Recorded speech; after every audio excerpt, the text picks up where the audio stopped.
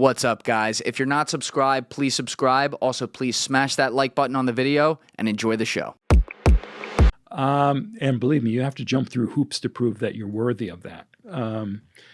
Because they know that, I mean, I've talked to at least one person who said, they gave me the material, I read it, and I went, oh my God, what have I been doing here? And they left quietly. Was that Paul Haggis? But for most people, no. This was a woman that I had encountered at there was a group that Dennis Ehrlich was actually a part of. There was a woman, Priscilla Coates, who was a woman who was helping members of former cults of various stripes. And every Sunday at her house, she would have like a meeting with people who were Scientologists, Moonies, things like that. And they invited me over one time. And this woman was a Scientologist who told me that that was her experience. She just walked away after seeing that. But that's not always the case. You're expected to be ready to believe anything Hubbard told you at that point.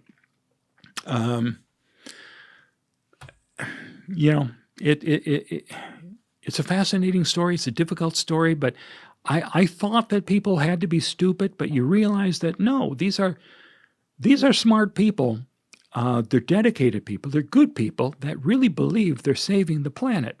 So I can't say that I've met any Scientologist that I dislike except one. There was one guy, Dennis Clark, who was this big brute who was punching people. And you can see some of that in one of my videos. There's a video called Scientology and the Clearwater Police, which was a 20-minute video I did back in 2000 to show what it was like when the police officers were working off-duty for Scientology. Scientology realized, hey, we've got the money. We can pay an officer to sit down here on the street, and we can feed them the steady stream of negative stuff about us. What did you say you told me this on the phone. Did you say their coffers are estimated at like $3 billion or something like that? I think they're at $3 billion now, yeah. Wow. Okay, so what are we looking at here on the screen? This is a video that I did that showed some incidences where it sure seemed like the officers who were being paid by Scientology were willing to do Scientology's biddings or not to pay attention to anything that we said. Okay, let's play this right here. Shirt walking off to the right. Yeah, that's the city manager who hired the first pair of off-duty police officers. But the rules change daily. I just want a clear, firm response from the police department on what the rules are here. In bending over backwards to appease Scientology, Roberto and the police department created new laws on the spot that even its own officers couldn't understand. So I can't go across the line now? No? Even worse than the confusion over how to manage the white lines is the byproduct of the creation of this rather unique bus unloading zone. You see, now a large percentage of the Clearwater police force work directly for Scientology. Whoa. And they're supposed to report to Mike Rinder, the head of the Office of Special Affairs. Again, this is the new name for the Scientology department that once broke into the FBI and the IRS, stole documents, bugged offices, and that to this very day continues to destroy the lives of those who Scientology perceives to be. There's two things I would really like you to go through from this, because this is perfect, because it just came up. Number one, this video is made years ago, long before Mike Rinder actually left. Yeah, he was still in. Right, so he was still in, obviously. I have video of him trying to have us arrested. Oh my God, and now you're like friends with him. Oh yeah. Yeah, because he's out. Sure. Okay, so first question is, what happened when he got out, and how quickly were you in contact with him, and what was that like? He got out because they pulled him out of the hole to handle a PR flap when the BBC did was doing a story on Scientology. There's a terrific journalist there, and again, forgive me I'm blanking on his name right now. John Sweeney. So John Sweeney is like the Mike Wallace of the BBC. Nationally known guy who's really terrific. And he was doing a piece on Scientology where there was a new PR person for Scientology, Tommy. Tommy something or other. Okay. Tommy Scientologist. So Tommy, I should know this. He's Ann Archer's son, but it's not Tommy Archer. But at any rate, this guy was taking over the job that Mike Rinder did before Mike Rinder was thrown in the hole. And there was such a flap from the show that Miscavige pulled Rinder, the emaciated, pale, thin Rinder, out of the hole and said, "You get over to England and you handle this right now." And so John Sweeney in the BBC show is asking Mike Rinder, does David Miscavige beat people? And Mike's going, "No, of course not." And Mike Rinder is one of the people that Miscavige was beating. And yet, he's walking in there with a black eye, cuts all over his face and shit. Nah, of course not.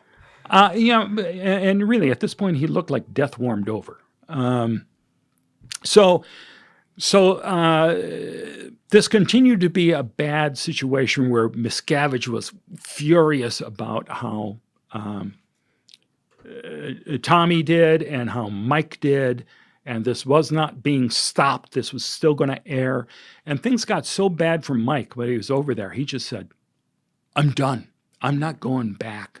I'm out of Scientology." It meant that he'd be losing his wife and kids and every friend who was a Scientologist. But he had come to the breaking point and said, "That's it. I can't do this anymore." And when did he contact you? I didn't really meet him for probably a couple of years after that. What was that like? Well, it was interesting. We had lunch and at a nice restaurant in Dunedin because there were none in Clearwater. And I remember one of the, he was a good guy. We had a nice chat. And I asked him at one point, "So what did you folks think of me?" And I was hoping there'd be some, "Oh, Mark, your videos were such a pain for us."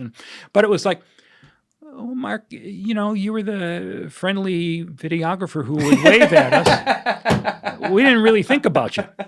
"What? I'm supposed to be tearing this place apart, destroying Scientology. You're not even thinking about me?" And then after that, I think we met that time because I wanted him to sit down and do an interview with me, and that went well. So he said, "Yeah." So I then took my equipment over there and did a long form interview with him shortly after he had left. It was interesting,